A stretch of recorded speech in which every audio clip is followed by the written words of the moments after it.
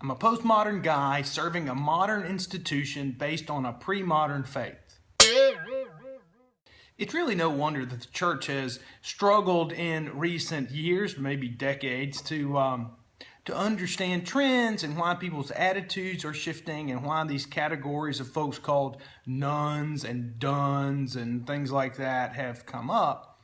When you stop and think that, I'm a postmodern person. I'm a person whose worldview is shaped by modern philosophy and theology and thinking. I'm somebody who's not threatened by the idea that there are streams of narrative that influence how we see the world. That's a very postmodern idea, but I serve an institution, the church, the Protestant church, that's mostly still very modern.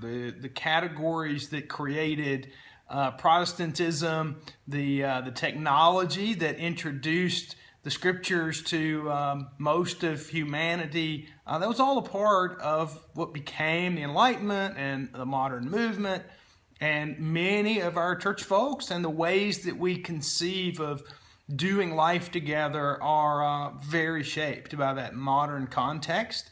And so postmodern and modern kind of clash heads. And all of it refers back to a pre-modern faith. The faith of Jesus, the faith of the Bible, the scriptures, the first few centuries of church life. And so, sorry, I'm so postmodern, I got a text in the middle of my chat.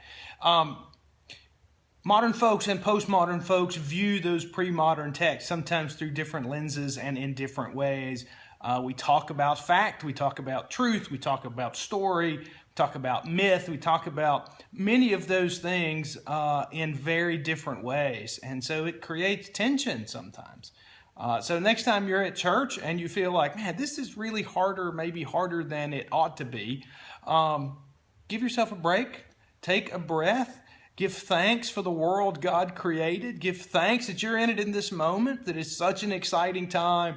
And then, take that deep breath and relax. Acknowledge that it is hard, but 20 centuries now, God's kingdom has been emerging. We have been blessed by the presence of the Spirit. Jesus still works in people's lives, and that's going to continue.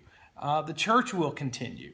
All of the threats around, all the things that challenge however we see the world, those things don't ultimately challenge the kingdom of Christ. And so take a breath, give yourself a break, give the people sitting in the pew with you a break, and enjoy life and church together. Be a blessing. I will see you at church. Peace.